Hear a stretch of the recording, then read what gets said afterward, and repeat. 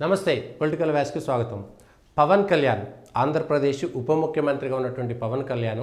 ఎన్నికలకు ముందు ఒక రకంగా ఉన్నా సరే ఇప్పుడు తిరుపతి లడ్డూకు సంబంధించినటువంటి వ్యవహారంతో ఒక్కసారిగా దేశవ్యాప్తంగా ప్రపంచవ్యాప్తంగా ఉన్నటువంటి తెలుగు వాళ్ళు కానీ మిగిలినటువంటి భారతీయులు కానీ హిందువులు కానీ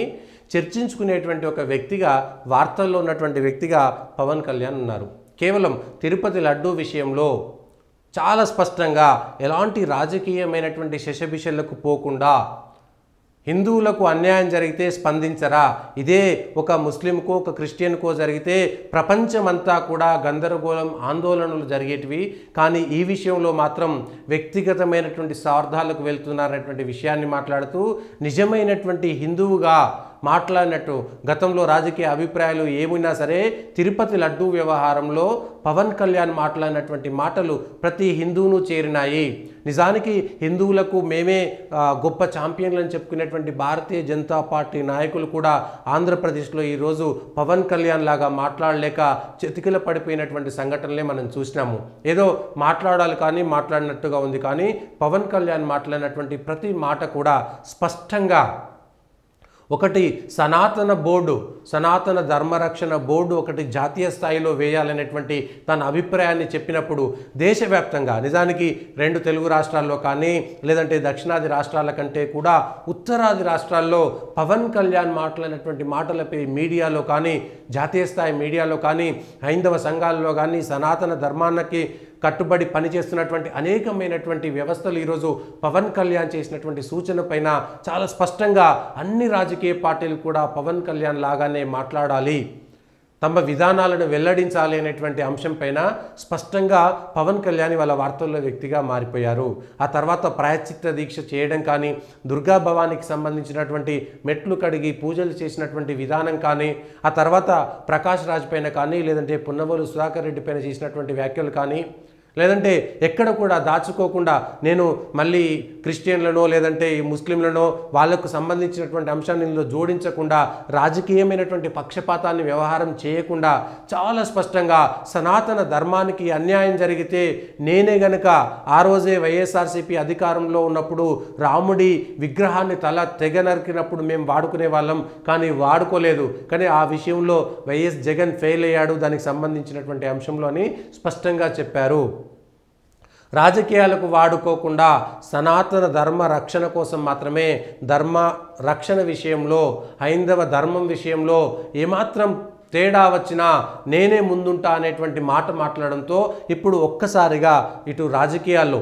ముఖ్యంగా ఆంధ్రప్రదేశ్లో ప్రాతినిధ్యం వహిస్తున్నాడు కాబట్టి ఆంధ్రప్రదేశ్లో దేశవ్యాప్తంగా కూడా దేవాలయాలకు జరుగుతున్నటువంటి అపచారము, దాంతోపాటు మిగిలినటువంటి గుడులల్లో ఎక్కడెక్కడ ఏ ఆలయాల్లో ఇట్లాంటి ఇబ్బందులు ఉన్నటువంటి అంశం పైన ప్రతి ఒక్కరూ బయటికి రావడానికి ఒక్కసారిగా ఉపయోగపడింది. ఇక సినిమా ఫీల్డ్లో ఉండేటువంటి వ్యక్తులు కూడా ఇప్పుడు కలుగులో నుంచి ఎలుకలు బయటకు వచ్చినట్టుగా ఎవరెవరు సనాతన ధర్మ వ్యతిరేకులో అందరూ ఇవాళ కలుగులో నుంచి బయటికి వచ్చి తమ అభిప్రాయాలను చెప్పుకోవాల్సినటువంటి పరిస్థితిని కూడా ఇవాళ ఉత్పన్నమైందంటే దానికి పవన్ కళ్యాణే కారణము. మొట్టమొదటిసారిగా అంతకుముందు చేగువేరా లేదంటే బీఎస్పీ మాయావతి ఇట్లా సందిగ్ధంతో కాకుండా చాలా స్పష్టమైనటువంటి అభిప్రాయాన్ని వ్యక్తం చేసి, అంటే కొంతమంది ఇదేమిటి గతంలో ఆయన చేగువేరాన్ని లేదంటే వామపక్ష భావజాలాన్ని ఇట్లాంటి అంశాలను బాగా పొగిడినాడు, అంతకుముందు బీఎస్పీకి సంబంధించినటువంటి మాయావతి దగ్గరికి వెళ్ళి కాళ్ళు మొక్కినాడు, ఇప్పుడు అవసరం కాబట్టి ఎన్డీఏలో భాగస్వామ్య పక్షంగా ఉన్నాడు కాబట్టి సనాతన ధర్మం అనేటువంటి అంశం పైన మాట్లాడుతున్నాడు, అవసరాని కోసం మాత్రమే దీన్ని రాజకీయం చేస్తున్నాడు పవన్ కళ్యాణ్ అనేటువంటి మాట చెప్పిన ఈ అవసరం కోసం కూడా మిగిలినటువంటి రాజకీయ పక్షాలు ఎవరు స్పష్టంగా తమ విధానం చెప్పడం లేదు కదా. ఒకవేళ రేపొద్దున పవన్ కళ్యాణ్ తన అవసరం కోసం ఈ విషయాలన్నింటినీ పక్కన పెట్టి ఇంకో రకంగా మాట్లాడితే ప్రజలు ఖచ్చితంగా గమనిస్తారు.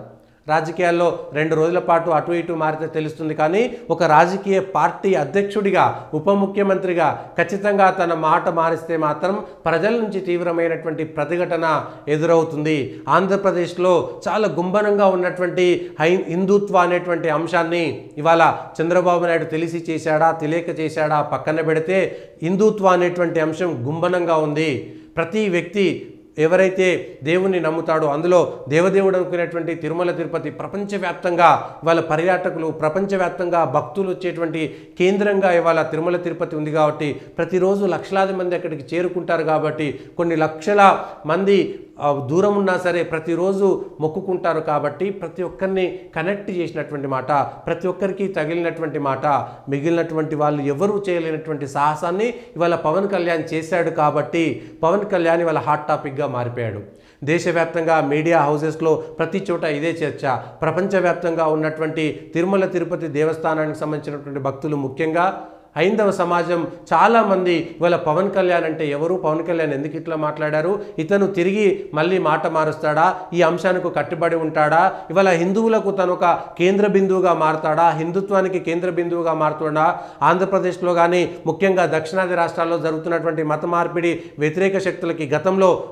అపవిత్రం కృష్ణా నదులను, మిగిలినటువంటి నదులను అపవిత్రం చేస్తే కూడా ఇదే విధంగా మాట్లాడినటువంటి అనుభవం ఉన్నటువంటి పవన్ కళ్యాణ్ ఈరోజు ఈ హిందుత్వ ధర్మ సనాతన ధర్మ రక్షణ కోసం కట్టుబడి ఉండి హిందుత్వకి తన ఒక కేంద్ర బిందువుగా, జనసేన పార్టీ ఒక కేంద్ర బిందువుగా మారే విధంగా చేస్తాడా? ఇప్పటికే భారతీయ జనతా పార్టీ చితికిలు పడిపోయింది. అంది వచ్చినటువంటి అవకాశాన్ని అందుకోవడంలో విఫలమైంది. ఆ నాయకత్వం చాలా దారుణంగా ఫెయిల్ అయింది. దానిని పవన్ కళ్యాణ్ చాలా స్పష్టంగా తనకు ఉన్నటువంటి ప్రజలతో ఉన్నటువంటి కనెక్షన్ని, ప్రజలతో ఉన్నటువంటి భావోద్వేగాలని, హిందుత్వ భావోద్వేగాలని పునికి పుచ్చుకొని ఈరోజు మాట్లాడినటువంటి మాటలని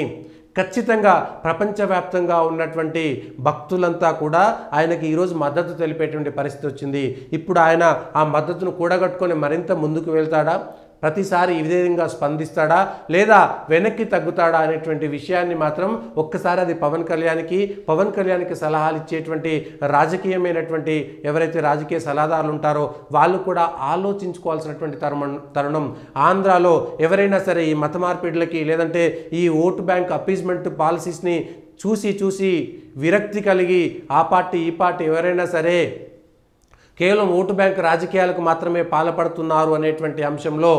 ఒక్కసారిగా వాళ్ళకు ఒక వెలుగు రేఖలు ఆంధ్రప్రదేశ్లో వచ్చినాయి.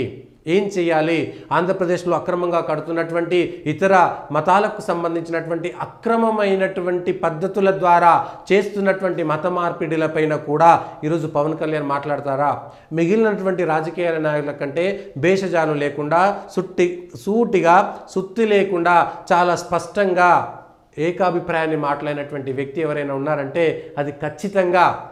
పవన్ కళ్యాణే. మరి పవన్ కళ్యాణ్ దీన్ని, ఈ లెగసీని కంటిన్యూ చేస్తారా లేదా అనేటువంటి తెలియదు. కానీ ఇవాళ పవన్ కళ్యాణ్ రాజకీయంగాను, మీడియా పరంగాను, వార్తల పరంగాను ఇవాళ ఒక కేంద్ర బిందువుగా మారిపోయాడు. ఇటు ప్రకాష్ రాజ్ కానీ, అటు కార్తీ లాంటి వాళ్ళు కానీ, మిగిలినటువంటి సినిమా సమాజం కూడా స్పష్టంగా తమ విధానాన్ని, మిగిలినటువంటి రాజకీయ పక్షాలు కూడా తమ విధానాన్ని స్పష్టంగా సనాతన ధర్మరక్షణ బోర్డు విషయంలో కానీ, తిరుమల తిరుపతి దేవస్థానం విషయంలో కానీ, మిగిలినటువంటి దేవాలయాల యొక్క పవిత్రతను కాపాడేటువంటి విషయంలో మిగిలినటువంటి మతాలకు, హిందూ మతానికి ఎందుకు ఇట్లా బేరీజీ వేసుకొని ఓట్ల రాజకీయం మాత్రమే చేస్తున్నారనేటువంటి వారికి ఆ ప్రశ్నలకు ప్రతి పార్టీ కూడా సమాధానం చెప్పాల్సినటువంటి తరుణం మాత్రం ఇదే. ఈ విషయంలో పవన్ కళ్యాణ్కి ఖచ్చితంగా 100కి 100 మార్కులు వేయాల్సినటువంటి ప్రత్యేకమైనటువంటి సందర్భం ఇది.